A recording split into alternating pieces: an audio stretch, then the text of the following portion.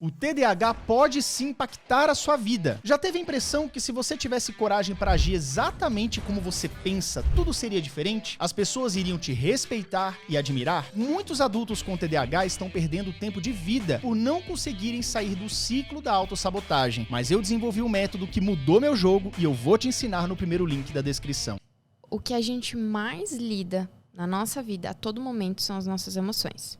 Nesse momento você está com uma emoção, o pessoal tá com outra, e eu também tô sentindo determinada emoção. Isso a gente sente desde quando a gente é pequeno, Então, por exemplo, a gente tem as emoções básicas, O medo seria a emoção mais básica que, inata e vem com nós.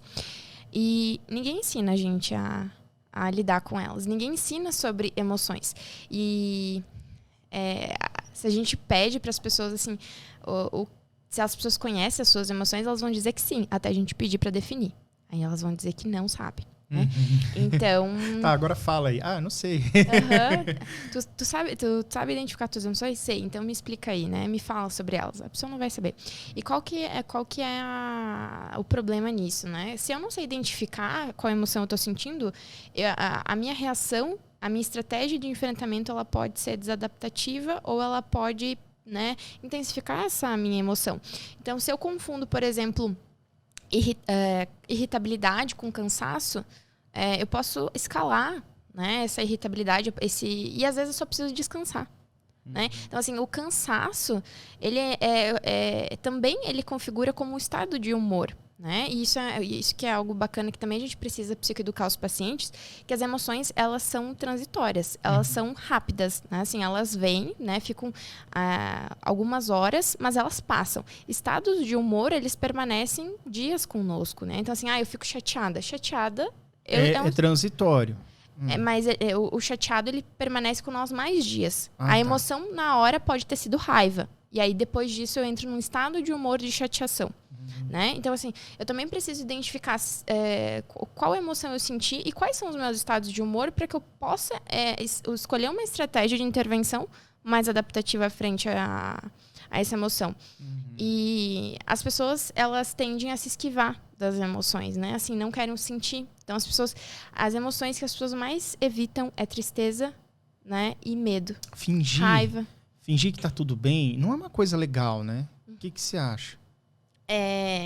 A supressão das emoções, ela tem um certo grau de positivo pro social. Por exemplo, se alguém se machuca na minha frente, essa pessoa tá com dor e eu começo a dar risada. A nossa estratégia frente a isso é suprimir essa emoção e não dar risada porque a pessoa tá com uma dor, porque ela acabou de cair, Então, assim, você suprime. Nesses momentos, a estratégia da supressão, ela é boa, Então, assim, aprender a suprimir é bacana, mas ela não funciona para tudo, Então, assim, eu fugir o tempo todo das emoções, isso também me impede de sentir outras emoções ditas positivas, porque o meu grau de felicidade ele vai ser proporcional ao meu grau que eu também me permito estar triste. Fingir não estar triste também prejudica você fingir que nada aconteceu, Exato, e a tristeza ela tem uma função muito importante e todas as emoções, a função delas é a sobrevivência. Então a gente fica triste para a gente poder rever algumas coisas na nossa vida. Então se a gente não tem tristeza, como que seria a nossa vida? A gente não ia se arrepender, não ia poder mudar o curso, a gente não ia se sentir, não ia ter empatia. Claro. Então assim, as pessoas elas querem suprimir uma emoção que é tão importante para a nossa sobrevivência. Só que se eu psicoeduco meu paciente de que a função e a importância da tristeza é essa, ele vai começar a perceber a tristeza sobre outra perspectiva. Olha só. E aí a tristeza deixa de ser algo que toma conta da pessoa, E aversivo. E aversivo. Porque as pessoas elas tendem a fugir da tristeza, mas ela é muito benéfica. Só que as pessoas acham que isso é o senso comum, você tem que chorar e ficar nessa tristeza e se permitir. Peraí, não é também dessa forma. A gente não pode ficar... tu tem que chorar, tu tem que se permitir sentir aquela tristeza naquele momento. Mas lembra, ela é transitória. Se você fica ruminando, se tu fica voltando naquilo, isso só intensifica e ela não se torna resolutiva. A emoção ela tem que vir, você vai refletir sobre essa emoção que chegou, mas depois é pra tu continuar a tua vida. Não é pra você. Porque qual que é o transtorno que paira a tristeza, se eu permaneço e escalo nela? Depressão. A depressão? Sim. Né? A depressão seria o quê? Uma definição breve, assim. É como se a pessoa perdesse os motivos para até sair da cama. Né? Então, assim, a gente tem motivos... É um desânimo de tudo. De tudo. A gente tem motivo pra tudo nessa vida. Né? Assim, todo mundo faz o que faz por algum motivo. Sim. Mesmo que desconheça esse motivo. Na depressão, eu não tenho nem motivo pra sair da cama. Neurobiologicamente, a depressão, ela é mapeável, assim? Tipo, é algum neurotransmissor a menos ou a mais?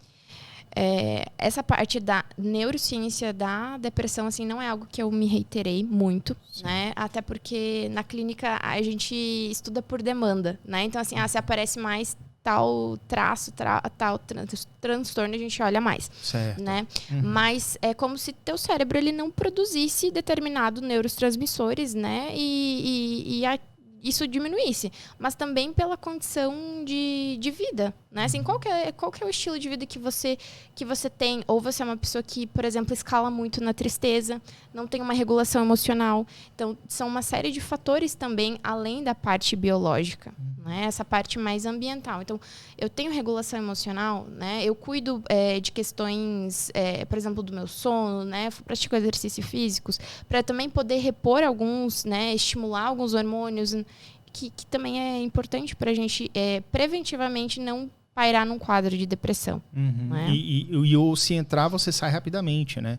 E até o Marcos fez uma contribuição que ele falou aqui, falando em tristeza, lembrei do filme Divertidamente, da Disney, que a emoção da alegria sempre tenta impedir a tristeza de se manifestar, até que no fim ela entende que a tristeza é algo necessário.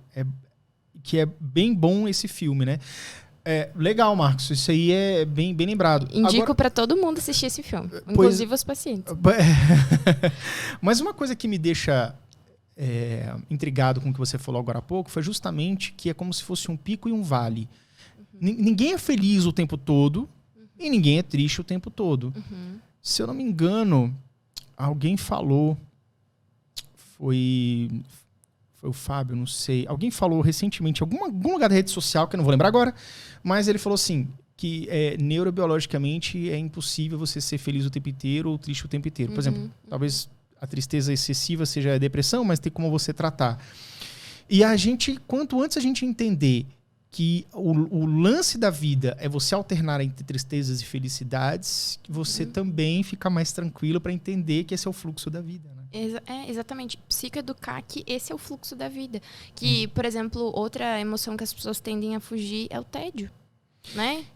Aversão ao tédio, mas isso faz parte da vida. Será que e é exatamente isso, assim, a gente não evoluiu para estar o tempo todo feliz, animado, só que as pessoas elas só né, existe uma massa que hoje só reforça essas emoções, né? Mas todas são importantes. Por exemplo, a raiva ela tem extrema importância para a gente poder se proteger, para a gente lutar pelos nossos direitos, porque se eu não tenho raiva, eu não me defendo. Nada acontece.